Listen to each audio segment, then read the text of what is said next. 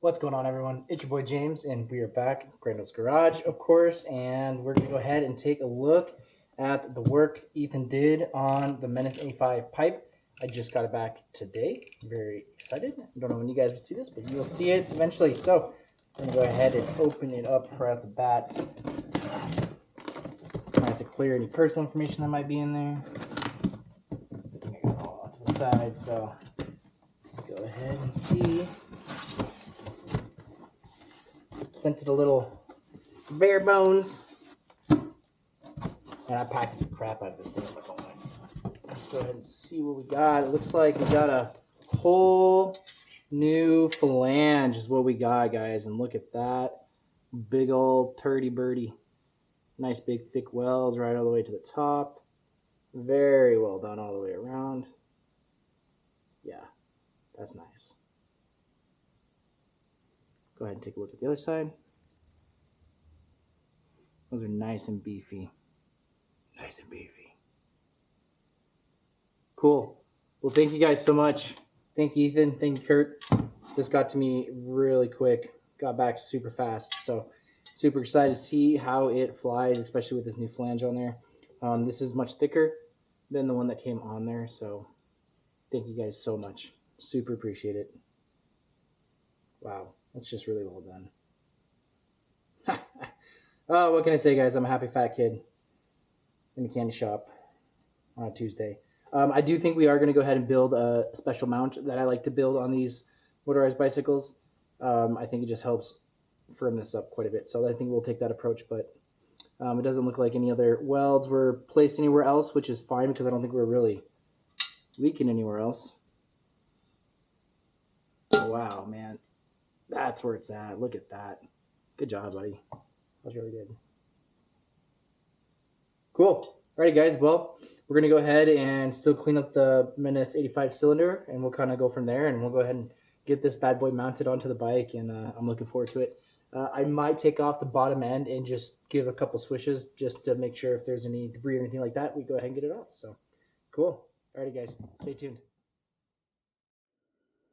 Alrighty, everyone. We are back, and we got the motor bottom end removed from Togokura, and boy almighty, did we find the mistake of the motorized bicycle community of 2025 from Grando's Garage. So after talking to Kurt, like I told you guys a little bit and stuff like that, I was going to send the piston and cylinder back to those guys to have them kind of inspect and see what was going on. Well, after taking the motor off and really looking at it and getting everything nice and mounted up in the new stand that we have, ooh la la, as I told you guys, we're going to swish out the bottom end, but big realization, guys, big realization. One base gasket, not squished together, just so I can show you, but that is one base gasket. Excuse my language, but guys, up. It's the last time I'll say it, but that's why we have cylinder damage. That's why it's all kind of warped and rippled in there. You guys will see pictures and stuff like that. That's why we have piston damage. It's because it got too hot because our piston squish was too much. We succeeded the limit. So what does that mean? I think this cylinder's toast. That's what this means. The cylinder's really toast. And financially right now I need to kind of look around and see what my next move is. But I do want to say that this is 100% on me. 100% on me. I do want to thank Kurt especially, and Ethan too, for all their help and stuff like that, for being patient and just coming to the conclusion to send it to them. But I already sent them a message on Messenger to Kurt, so we'll go ahead and see what my next move is with them. But I totally said, like, yeah, that's on me, guys. That's on me. We will go ahead and wash out the bottom end, but whatever comes out of there, yeah, again, on me. It still seems pretty smooth. I don't know if I'll be able to buy just the cylinder itself or not. It just kind of depends how you know, gummed up this is, but you can see like that's pretty gnarly in there, guys. I'm just like, and I haven't moved that since I took it off. So, I mean, black on black, but here we go. That's some pretty gnarly crap in there. I can already tell. I think it'd be beneficial to start from scratch and do Smolik Performance correctly. Make sure I have my money and buy a new, I don't know, maybe we'll buy a whole new kit. I don't know. We'll see what happens. I just got to save up for it, so.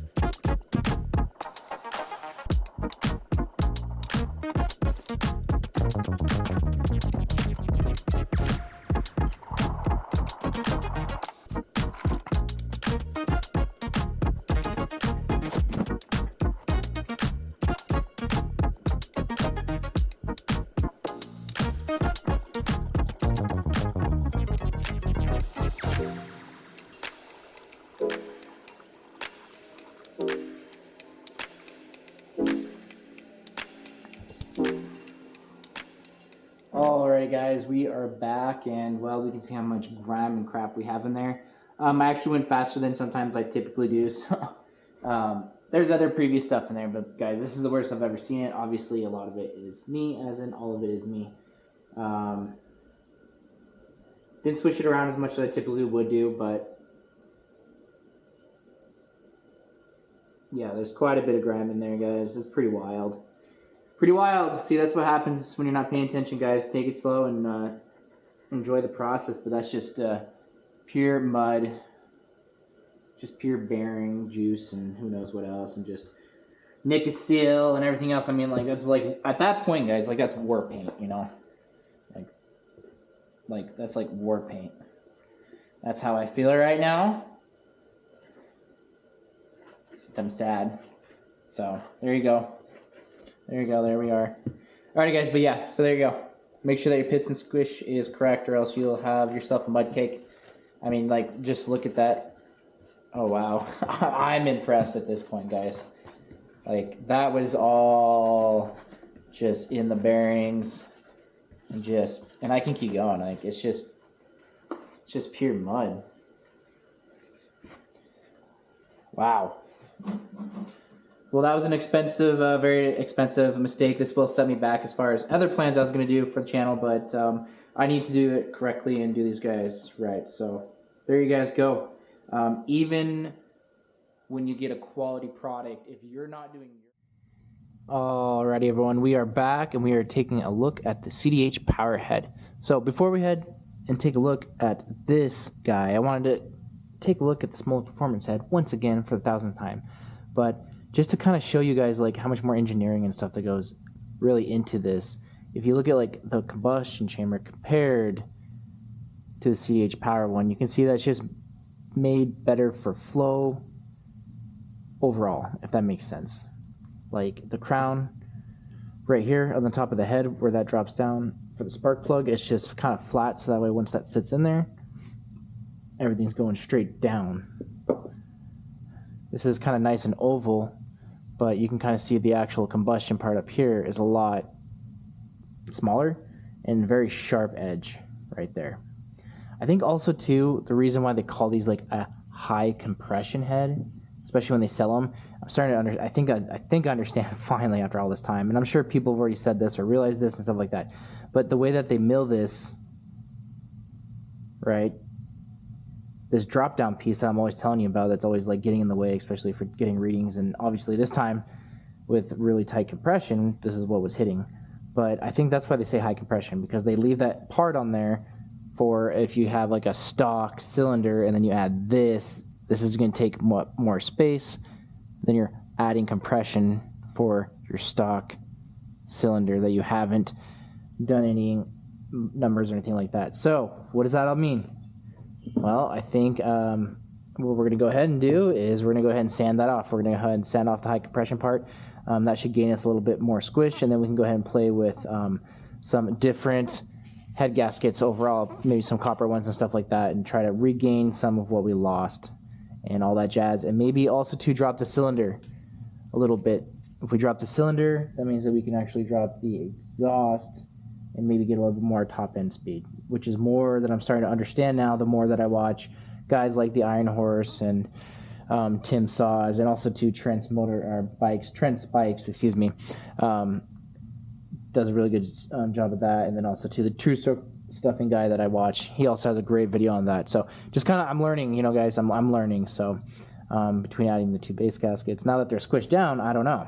Maybe we'll go ahead and gain that back. So one thing at a time, we're going to go ahead and completely sand this down, and we're going to start with 220 grit, just because I don't know how fast that's going to go ahead and wear off. It's probably actually a lot more material than it looks like, in all honesty, because we're going to go ahead and gain material as we go down. So we have the marker to be our flat indicator. I was going to use red. Obviously, that marker was like dying, so we went black to see it better. So control side and Sharpie side, basically same thing as the cylinder, figure eights, back and forth, round in circles a couple times, back and forth, and do that. Make sure we're switching up how we're holding it.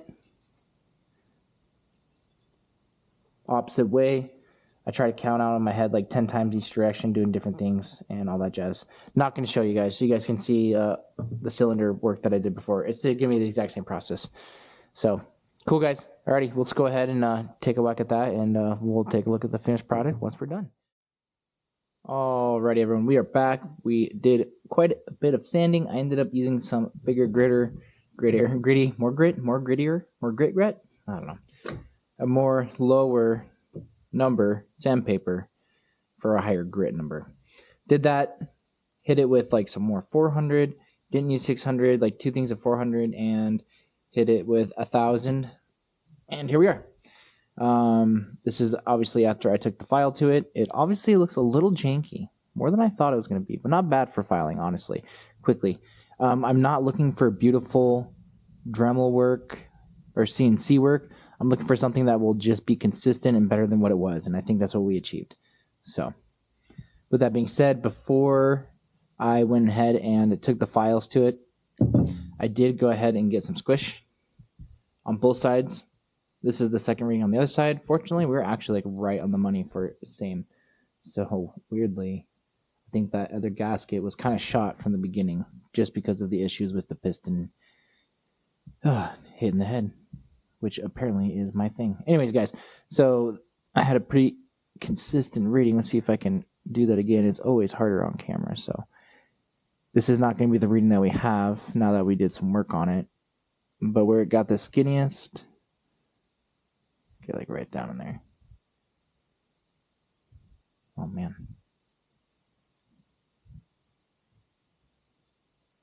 Is that really what it was? No, I think we were going right there. Okay, that's more of what I got right there, guys. I got 0.87 millimeters. More point off camera, I got 0.86. So pretty exciting about that. Pretty excited about that. Basically, hopefully what we did with the work is you'll see in the pictures that I'm going to be posting here in a second right now. Sorry, guys, I'm tired. I'm exhausted. Anyways, so we basically took that, took the black Sharpie, went around, and just kind of used that as a guide. So basically what I wanted to do is I did want to leave some meat. So down the road we can do like an actual like little thing, like a little, hey, does this work if we actually play with this, or we make a turd head? So that's why, honestly, I left it like that, but it will do better than it did. So cool, guys. We're going to go ahead and strap on the head. We'll take a reading as far as our piston squish, and we'll go from there. So